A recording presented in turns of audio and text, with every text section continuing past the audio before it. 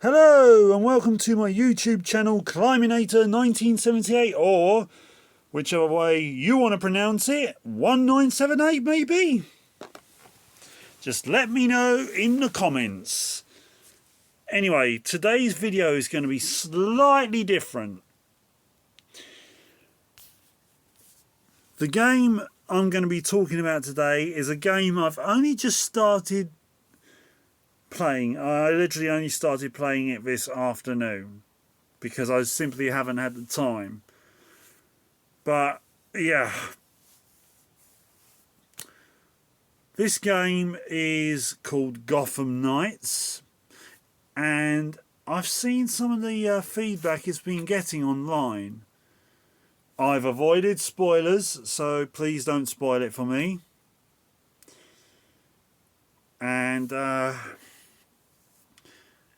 all that I know is that Batman is dead.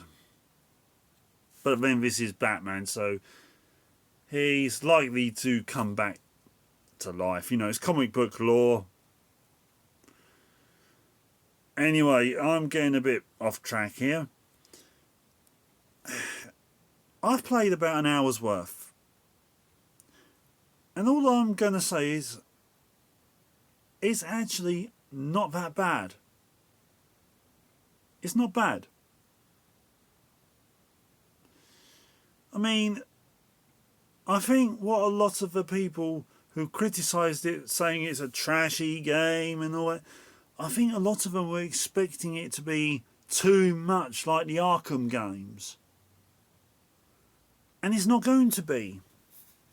It's a different universe, it's a different timeline. It's like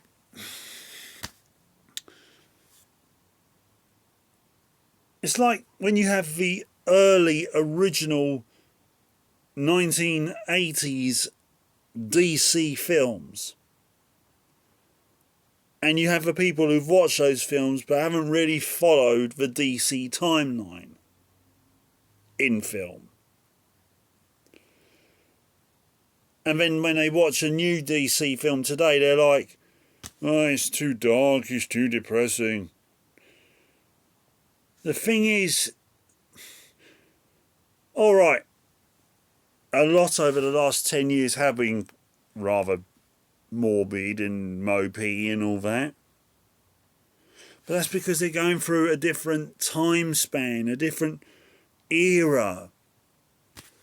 When Man of Steel was made, we were still coming out of the era of the Dark Knight trilogy.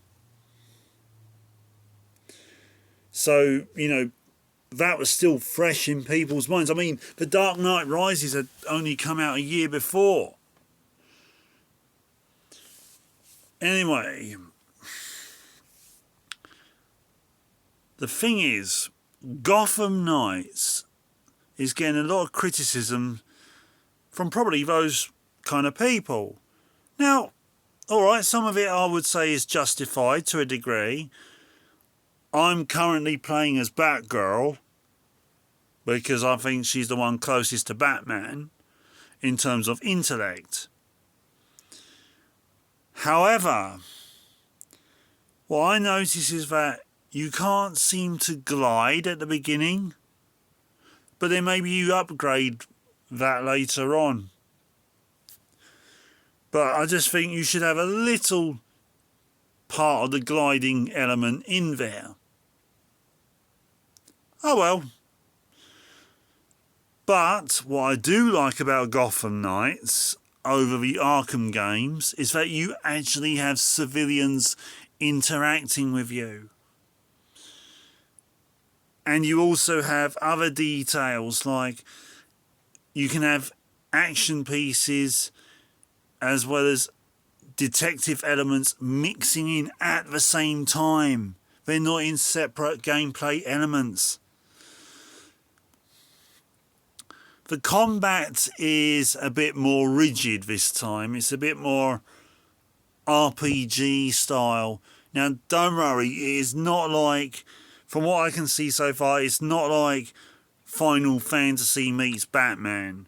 So don't expect any one of your heroes to throw magic spells and all that kind of shit, frankly. Nah, thankfully. That was something I did fear could actually happen when I heard it was going to be more RPG based. However, I do think that the combat isn't quite as free-flowing. But again, you probably have to upgrade your character. As I say, I've only played an hour's worth. So far, though, the storyline is actually rather gripping. And I'm not going to reveal how Batman dies. But it's actually one of the most explosive openings I've ever seen. Not just in a Batman game or comic book game, but any game full stop. It's like watching a high-octane action thriller in the cinema. Yeah. It's that intense.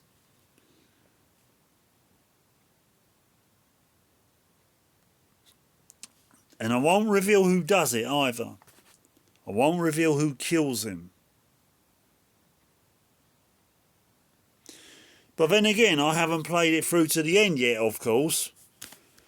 So maybe there's a twist. I mean, it's Batman after all, so he thinks his way out of most stuff, really. And there's other little things. I can already tell there's going to be so many Easter eggs in this game.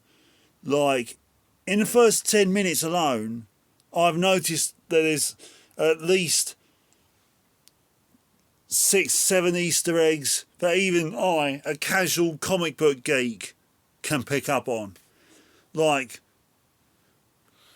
in the opening cutscene, which is at least 10 minutes long, I actually saw that one question mark. So spoilerish, if you will, because developers said there's only one question mark in the game. I've already seen it. I'm not going to say how it's implemented, but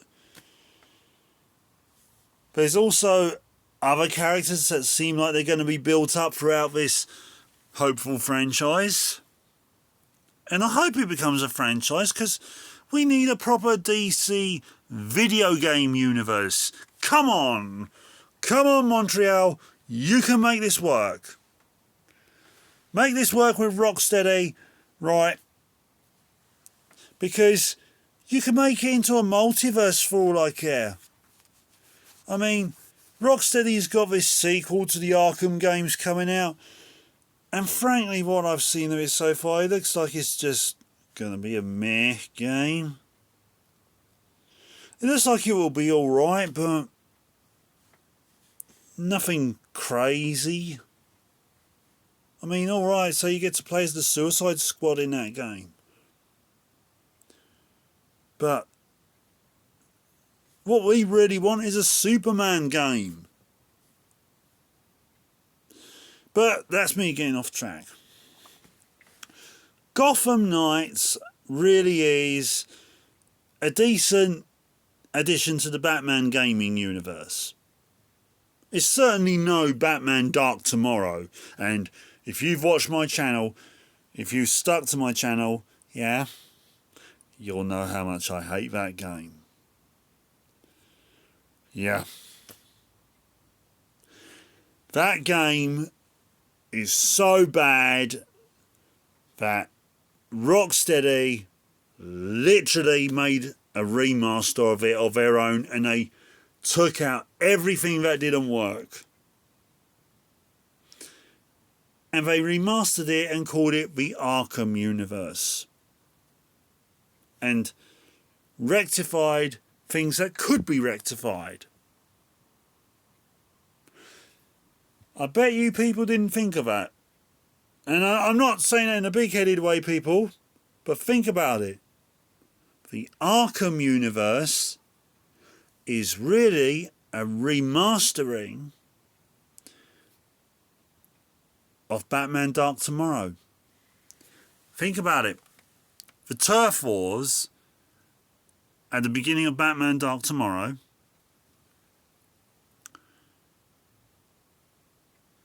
they are really a common theme in the Arkham games. The sequence where the Joker takes control of Arkham Asylum, that's pretty much the main game of Batman Arkham Asylum. Then when you go to the Himalayas to defeat Ra's al Ghul, that's pretty much the whole Wonder City aspect of Arkham City. And the expansion pack from Arkham Knight. Because it's all about Ra's plan and all that. I mean, alright, it's not about him trying to blow up the world's ice caps to basically become an environmentalist. But it's about him and his extremist plans nonetheless. So basically, Rocksteady there remastered Batman Dark Tomorrow and they spread it over a trilogy. And improved on the game's plot points. Well done to them. Gotham Knights is now setting up its own timeline. Now, this video is short. Well, shorter than my last view. But all I can say is I'm impressed so far. By the way, please keep an eye out for my next film that I'm making for this channel. It's called... it's going to be made by the Grand Theft Auto 5 Rockstar editor, movie maker. The film will be called Killer Cop. It's basically a remake or reboot of a film I made with an old cartoon animator way back in 2001, which was called Killer Cop, the third prequel. Basically it's like Die Hard sort of thing, yeah. So yeah, keep your eyes out for that, and it should be up in the next few months. Yeah. And I hope you all have a good evening, everyone, and I hope you all have a good week. I'm going to try and post up a new video, a sequel to one of my reviews. I'm going to give you a clue as to what it is. It's the worst game of this year and the one I hated the most. To the point where I had to 100% unlock everything so that I will never ever look at it again.